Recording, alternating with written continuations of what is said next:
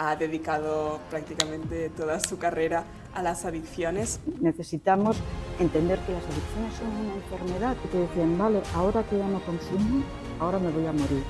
Era así. Y yo creo que de toda mi vida profesional es la única época que he pensado en colgar la bata.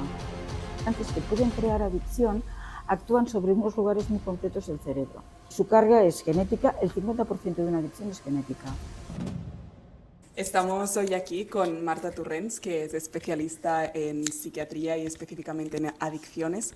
Ha dedicado prácticamente toda su carrera a las adicciones. Especialmente pues es directora del proceso de adicciones de la INAD y coordinadora del grupo de investigación del INIM.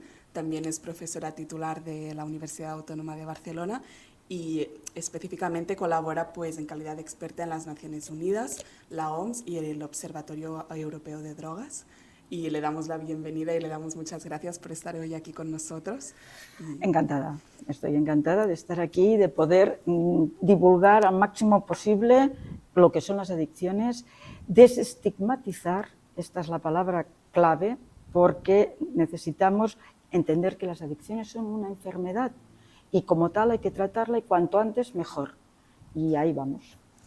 Marta, para empezar un poco y que la gente pueda tener un poco de contexto de, bueno, a qué te has dedicado en tu carrera profesional, por qué está interés en las adicciones, cómo empezaste tu formación. Pues mira, es muy curioso porque yo a los 15 años quería ser psiquiatra. No me preguntéis por qué, pero lo tenía claro. No tengo ningún antecedente en la familia de psiquiatría. Todos se dedicaban a otras cosas. Pero me interesó muchísimo. Y entonces ya tuve claro que para hacer psiquiatría tenía que hacer medicina. Hice medicina, es verdad que la medicina, me puse entonces en medicina interna porque tenía claro que cuando acabase haría psiquiatría, pero yo sería médico y tenía que saber medicina general. Y cuando acabé, pues nada, eran años de aquellos tan complicados del MIR, pero pues nada, lo saqué y la anécdota que os puedo contar es que fue el primer año de MIR obligatorio y que cuando canté mi plaza de psiquiatría, me largué, ya me quedé muy tranquila, y me largué, me vinieron a buscar al taxi porque había que firmarlo. Y yo ya me iba, porque ya lo había dicho, que yo quería hacer psiquiatría, ya lo había cogido. Ya está todo hecho. Ya está todo hecho, ya me voy. Sí, Marta, que tienes que firmar todos los papeles. Y a partir de aquí empecé psiquiatría. Realmente pienso que si ahora volviera a empezar, volvería a hacerlo. Esto es lo primero. Y otra anécdota en este sentido curioso, yo hice psiquiatría en el Hospital de Sant Pau, cuando el Hospital de Sant Pau todavía tenía psiquiátrico, y que era el psiquiátrico de Primo List. Y me acuerdo que el doctor Abella, que era el jefe de servicio y una mente privilegiada, año 81, comentó en las primeras sesiones que el futuro de la psiquiatría iba a ser la esquizofrenia y las adicciones, toxicomanías, que entonces se llamaba toxicomanías. Y pensé, ay, pues a lo mejor sí que me he equivocado, porque no es esto lo que más... Así empezó. Pero bueno, hice psiquiatría general, me lo pasé muy bien. Cuando estaba en tercero ya de residente, abrieron la sala de agudos del hospital y cuando acabé la residencia era un momento que era muy complicado tener plazas de adjunto y que la mayoría de las plazas estaban en hospitales psiquiátricos.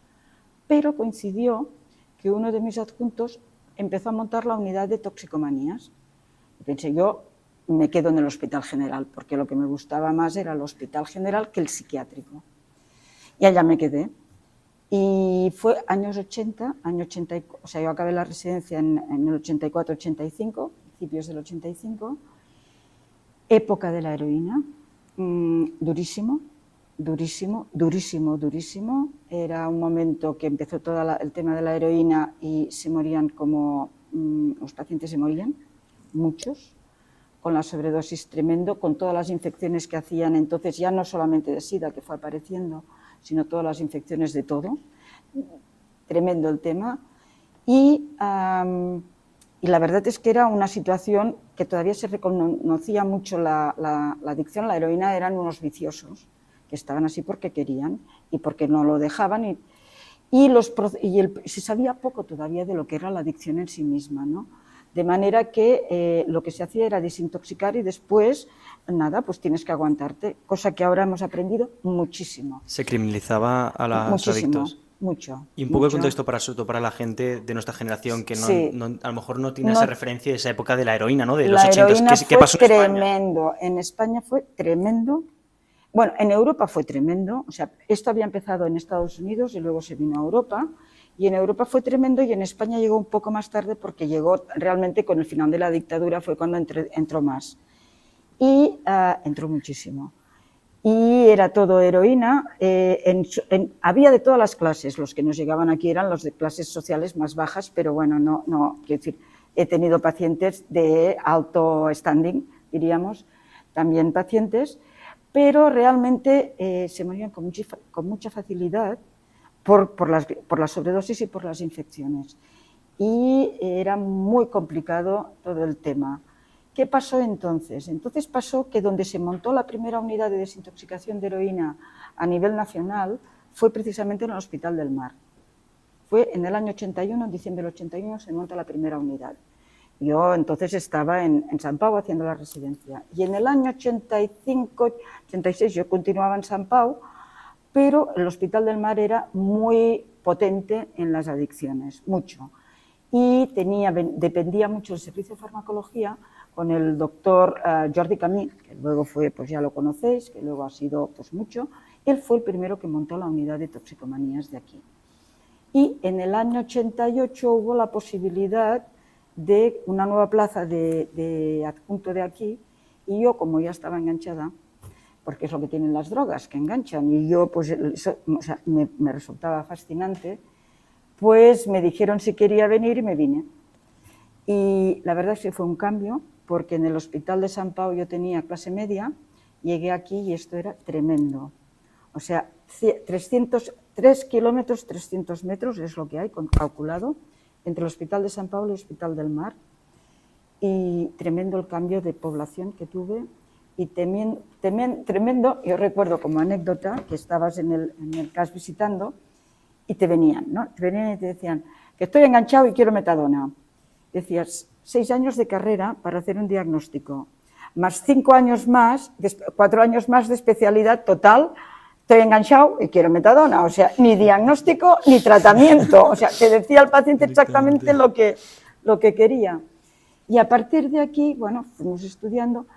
Realmente las cosas tuvieron que cambiar mucho porque se morían todos mucho. Y sí que es cierto, y aquí también es un énfasis que os quiero hacer a vosotros que sois los jóvenes, fijaros, en el año 64 habían 2 americanos, Doll y Vincent Doll y Neusbander, su mujer, que él era endocrinólogo y ella se dedicaba a las adicciones en Estados Unidos, que ellos habían tenido la epidemia en los 70, después de la guerra de Vietnam. Y ellos ya habían hecho los estudios demostrando que la adicción en aquel momento, ellos lo entendían, la adicción a la heroína, como una enfermedad como los diabéticos, y que, bueno, pues que lo que había que dar era un sustituto. Y Doll y Neusbander publicaron un primer estudio en el que probaron todos los diferentes opiáceos que había en el mercado y decidieron que la metadona era el que mejor les iba a ir. Y ya lo publicaron y ya demostraron su eficacia. Pero estábamos en un momento todavía que la heroína es un tema de que son unos viciosos y cómo les vamos a dar una droga legal. Y, bueno, esto hasta que llegó un momento en que las muertes... Llegó un momento diferente todavía, y es el SIDA.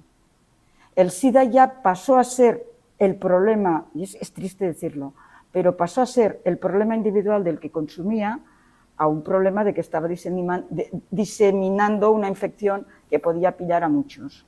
Y esto hizo un poco de cambio, ¿no? Porque ya no era solamente el que se moría de su enfermedad o el que tenía adicción, sino que además estaba contagiado y contagiaba, con las jeringas y contagiaba. Y esto empezó a dar una visión mucho más de salud pública al problema de la heroína.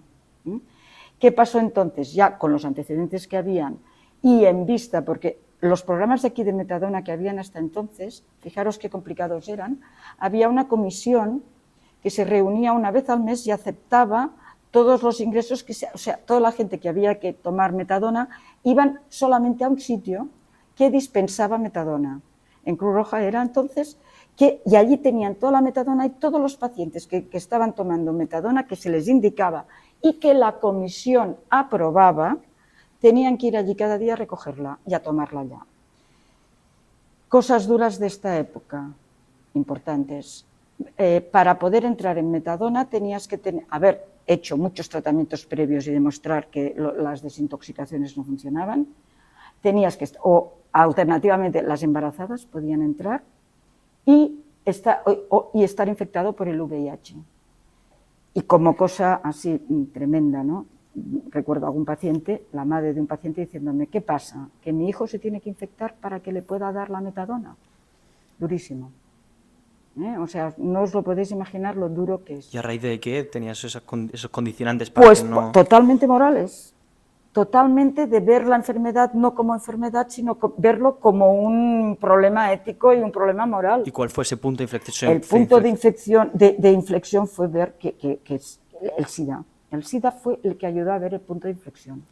Entonces, lo que ya se sabía lo fuimos demostrando y lo fuimos aplicando, y en el año 91, el 31 de enero del 91, cambia y hay un real decreto, yo creo que era el 31 de enero, en el que se cambian las condiciones para poder prescribir metadona. Antes, previamente, ya habían habido problemas, porque antes se podía dar más fácilmente, pero entonces se decía que iban todos a los médicos privados, que lo único que hacían era recetar. Entonces, en el 85 se restringió y se pasó a ser mucho más complicado. En vista que se complicó mucho, pues en el 91 Real Decreto para que se pueda dar metadona más fácilmente, para que los centros puedan ser prescriptores y dispensadores, que no haga falta ir a un centro concreto. Y la otra cosa, que las dosis puedan ser las que necesita el paciente. Y a partir de aquí empezamos a hacer los cambios. Fijaros, el primer estudio que hicimos nosotros con metadona, porque claro, a partir de aquí, ¿qué pasó? Los 90 fueron dedicados a los opiáceos, porque era lo que teníamos en aquel momento. O sea, había muchas otras cosas. A mí había una cosa que luego os comentaré que siempre me había interesado mucho desde el inicio, pero entonces lo que había era que evitar las muertes.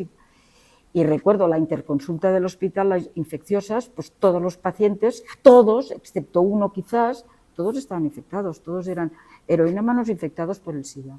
Cuando ya empezamos a tener la metadona, me acuerdo de pacientes que te decían, vale, ahora que ya no consumo, ahora me voy a morir. Y era así. Y yo creo que de toda mi vida profesional es la única época que he pensado en colgar la bata, porque era durísimo. ¿Qué fue exactamente? ¿Hubo como alguna historia, algún paciente que fue lo que marcó la diferencia? No, es que cada día era así, era dramático. Si lo comparamos ahora con el COVID. Con el COVID, pero el COVID no tenía el componente moral que había tenido. El COVID era una cosa que nos podía pasar a todos, era la misma, pero el COVID no era moral. Estos eran porque se pinchaban porque querían, que no se pincharan y no cogerían el SIDA. ¿Y puede volver a pasar? A ver, puede volver a pasar si bajamos la guardia. No tanto directamente relacionado con el SIDA, que también, pero puede volver a pasar, y de hecho está pasando en Estados Unidos con el fentanilo. En Estados Unidos, en este momento, y hace tiempo que tienen un problema gravísimo de adicción a opiáceos. ¿Y por culpa de quién? Bueno, esto siempre es muy complicado, pero en principio en Estados Unidos la situación fue empezar y lo habéis leído el libro y si no os lo recomiendo, pero si no... empezar a recetar opiáceos diciendo que no enganchaban, y recetar y recetar y recetar. También es verdad que en Estados Unidos tienen, a diferencia nuestra, vosotros sabéis que tienen la mejor medicina y la peor sanidad. Sí. ¿Qué es lo que pasa? Que tú te vas a un médico privado, dices que necesitas esto, que quieres esto, te dice que no lo receta y cambias de médico. El médico se queda sin. Entonces es un sistema muy perverso en este sentido. Empezaron a recetar mucho pensando o diciendo o dejándose convencer por la industria, porque sabéis que esto ha tenido repercusiones muy importantes, de que no enganchaba, enganchó, y una vez creados los adictos a los opiáceos, pues si no hay oxicodona, pues se toman el que hay. ¿Qué apareció a continuación? Pues apareció el fentanilo. Y ahora, ¿cuál es la epidemia? Y luego, para cuando empiezas a controlar el fentanilo tiene una característica, y es que se puede sintetizar en laboratorios clandestinos, que es lo que está pasando, que puedes recibir las sustancias que ayudan a la síntesis de fentanilo, las recibes y las puedes sintetizar en cualquier laboratorio clandestino. La serie Breaking Bad para las metanfetaminas, pues es lo mismo. En una caravana, literalmente en una caravana se van a hacer. En una caravana, exacto. Entonces, esto es mucho más difícil de controlar. Y en el mientras tanto, la heroína que siempre venía de Afganistán, que venía de allá, era de donde más venía, pues mientras tanto, México pues ya empieza a cultivar opiáceos. Y ya, porque claro, y lo tiene mucho más cerca. Entonces, o sea, una vez has creado la demanda, pues se pasa porque el paciente es el paciente y el paciente llega un momento que tanto le da, lo que quiere es tomar, porque esto es la adicción.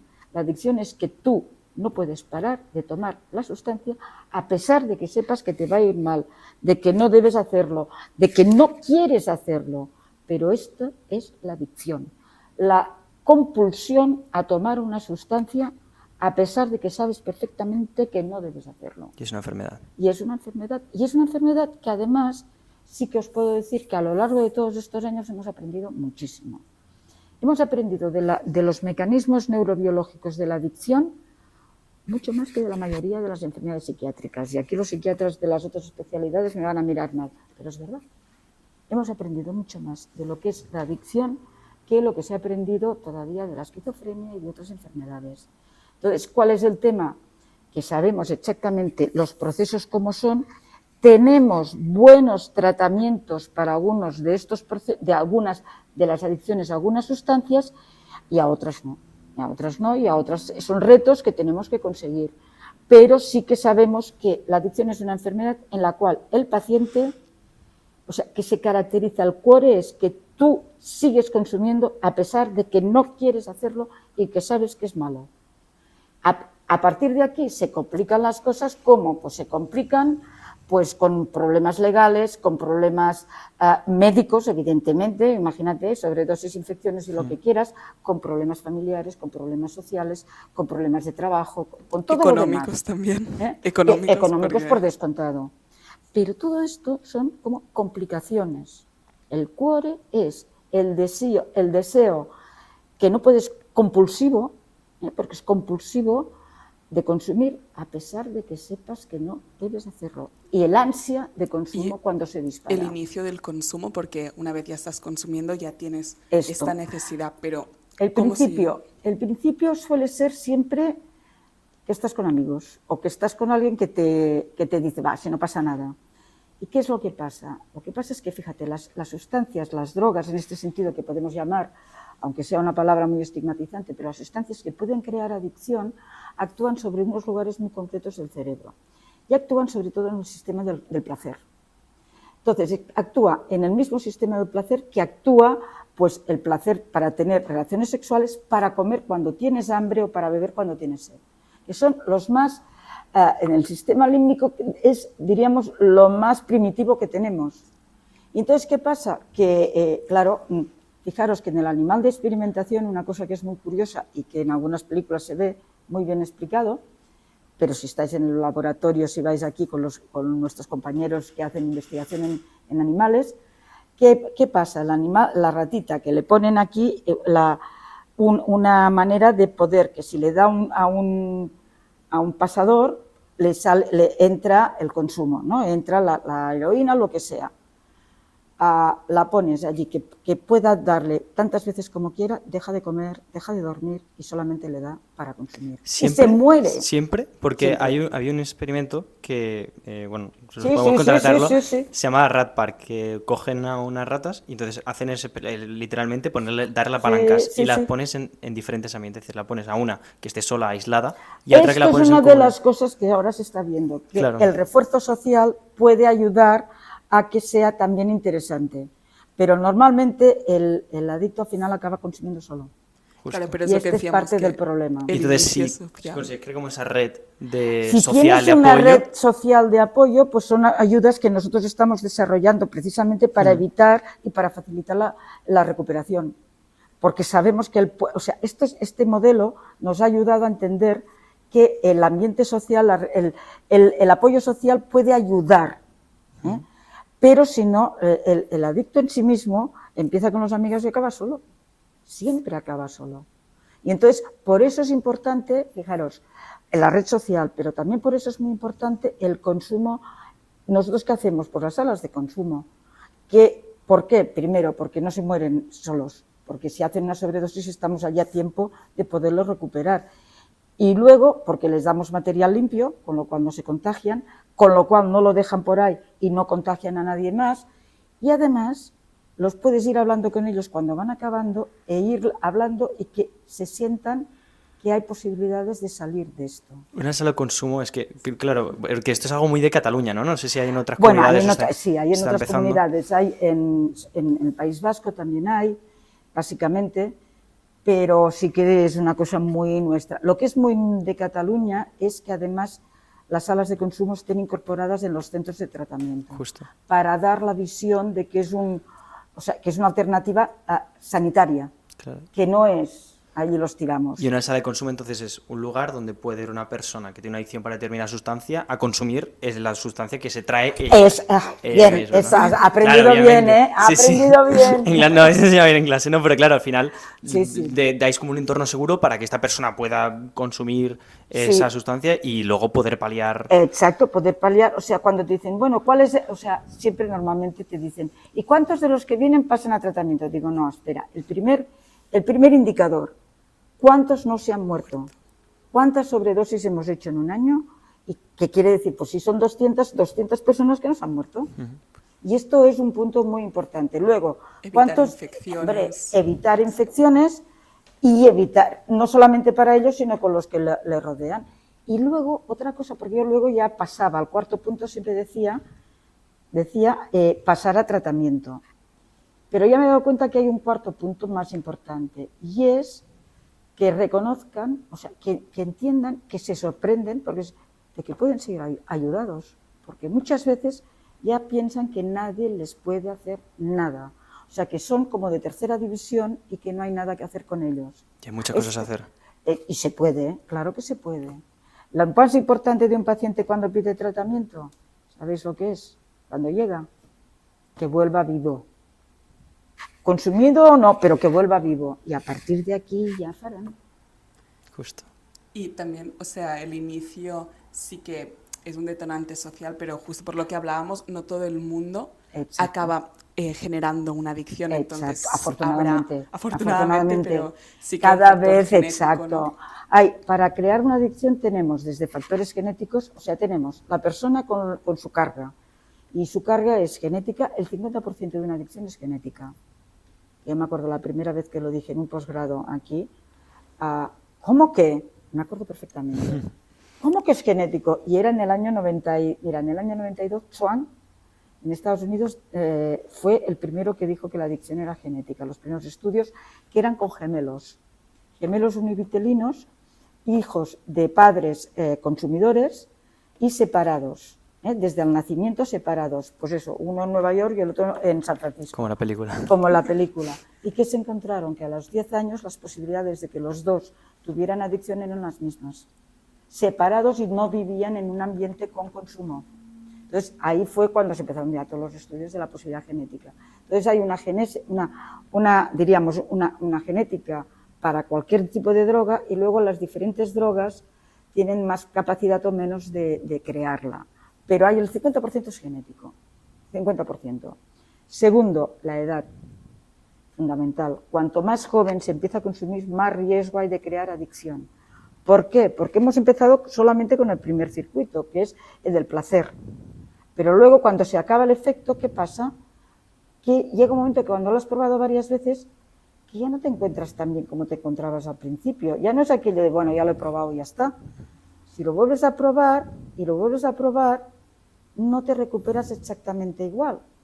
Y vas dándole vueltas. Y llega un momento en que cualquier situación de estrés o incluso que te lo puedas recordar, tienes como ganas de volver a estar bien como estuviste.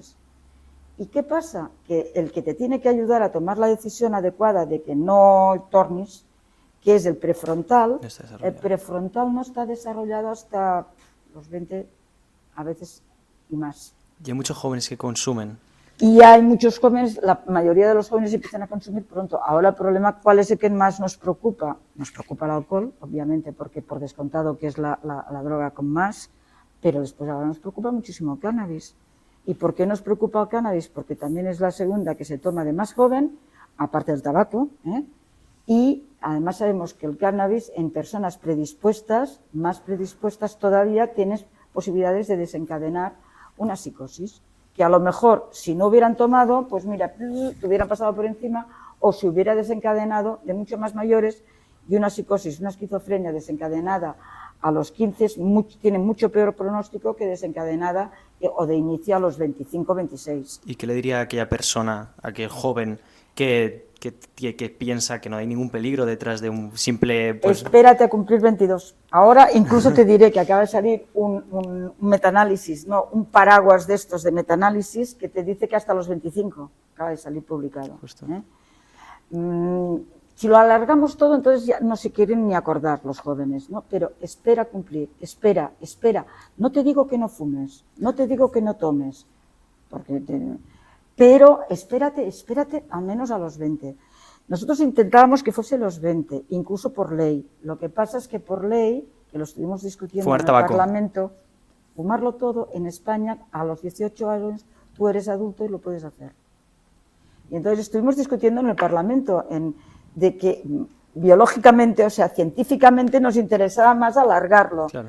Pero no pudo ser por la edad adulta es a los 18. Pero entonces alarga, anécdota. Un conocido de la familia, conocido muy relacionado, que yo les iba diciendo hasta los 21, Llega el día del cumpleaños, estamos ahí un montón, y de repente allí con todos los abuelos y todo, dice, por cierto, ahora ya puedo fumar cannabis, porque ya he cumplido los 21 hoy. Claro. Le dije, sí, pero no hace falta, pero ya se reía, ¿no? Pero sí, pero pensé, fíjate, pero si ha esperado hasta ahora... Porque no espera un poco más, claro. No, pero es que esto es parte del tema. No, pero si ha esperado hasta ahora, quiere decir que el mensaje sirve. Y aparte que el tipo de peligros que hay asociado al consumo de sustancias, muchas veces uno no es consciente cuando piensa en algo súper nimio y que no te va a hacer nada de daño, como puede ser, yo qué sé, tomarse un pastel que tenga cannabis o fumar. Tomarse un pastel. Si queréis anécdotas, os puedo explicar. Como residente de guardia en el psiquiátrico, de repente aparecen el día de Navidad, les hizo un pastel a toda la familia con cannabis. ¿Quién? Una paciente que ella ingresó, pero toda la familia descuajaringada, claro. Abuelos, todos descuajaringados, porque además el cannabis es muy liposoluble y se absorbe, bueno, en forma de comida. Me acordaré siempre de la... Pero que vinieron todos los abuelos, toda la familia, claro, los tíos, toda la familia descuajaringada, claro. El día de Navidad va y les sorprende con un pastel, mira qué fet. Y ¡pam! La gracia. Sí, me acuerdo perfectamente de este caso. ¿Ves? Ahora que decíais de caso... Sí, no, es que claro, una tiene una edad, ya ha visto muchos, pero este también fue muy divertido. Ay, por favor, ¿quién lío que vamos? En el caso, aparte de... Siempre hay una patología derivada y que evidentemente son casos muy graves. Pero también es verdad que, bueno, estando un poco visitando con los profesionales, vemos casos que realmente son muy divertidos, que te llevas una anécdota. Sí, siempre. Bueno, siempre. O sea, es que sí. Tremendos.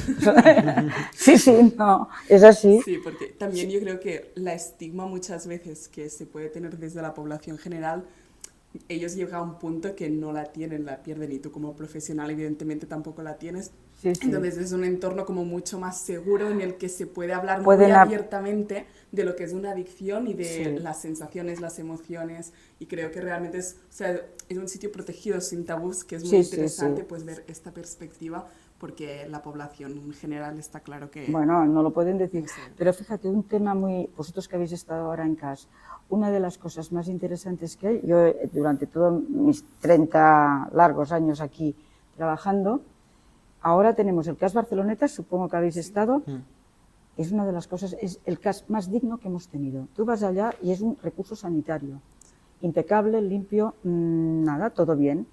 Que me acuerdo que al principio cuando decían, uy, esto va a durar 4 días, lo van a manchar. No, lo mantienen impecable. Y da la sensación, si tú les tratas adecuadamente, ellos también. O sea, muchas veces los problemas vienen del propio estigma. Yo me acuerdo que a veces, pues, venían gritando, hace años, ¿no? Al principio, pero porque estaban acostumbrados que la gente les trataba así. Entonces tú decías, no, por favor, que ya te oigo, pero no te entiendo. O sea, poco a poco, poco a poco. Y cuando se sentían que tú les tratabas como otra persona, cambian totalmente. ¿Cuál puede ser esa medicina, no para la persona adicta, sino para la población, y que pueda romper todos esos estereotipos, todos esos estigmas asociados a la adicción y a la persona que padece esta enfermedad? ¿Qué podemos hacer nosotros? Pues vosotros, primero, tenerlo claro que es una enfermedad y siempre decirlo como tal. Justo. Y entonces, una de las cosas que también funciona para sacar el estigma es no hablar nunca de toxicómanos ni de drogodependientes.